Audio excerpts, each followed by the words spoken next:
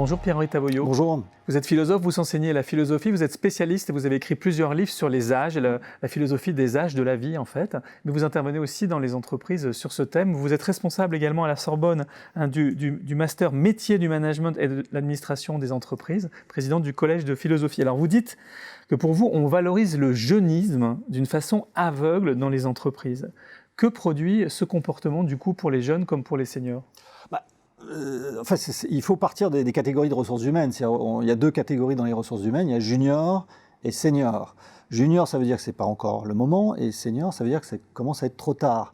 Même une enquête de Randstad il y a quelques années disait, voilà, on est junior jusqu'à 30 ans et on est senior à partir de 35, ce qui laisse 5 ans d'âge adulte, ce qui est un peu limite.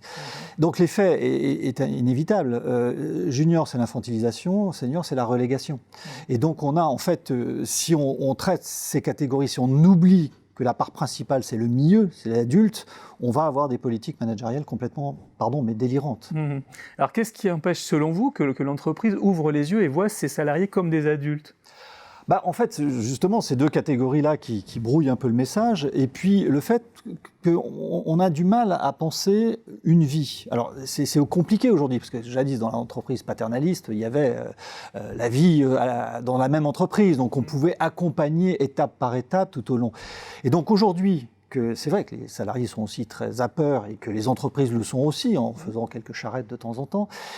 Du coup, l'idée même qu'il y a une continuité existentielle de l'individu disparaît totalement. On veut que les gens soient toujours performants de la même manière, au même moment, quel que soit leur âge de la vie. C'est du délire. Donc il faut d'urgence réincorporer l'idée que la vie, il y a des étapes, du berceau à la tombe, ça va sans dire, mais aussi dans l'âge adulte, que la phase de création de vie familiale, que la crise du milieu de la vie, ça veut dire quelque chose aussi, ce fameux démon de midi, que la perspective de la retraite et du vieillissement sont aussi des étapes. Voilà, il faut intégrer cette dynamique existentielle, sinon l'entreprise sera coupée de l'existence. Et alors concrètement, qu'est-ce qu'il faut du coup changer dans le management et dans la façon dont on fait cohabiter ou pas d'ailleurs dans les entreprises les salariés de générations différentes? Alors je garderai de donner des conseils des professionnels du management, je n'en suis pas, mais disons qu'il y a quelques axes qui me paraissent intéressants. Je pense que la valorisation de l'expérience et pas simplement du diplôme ou de l'origine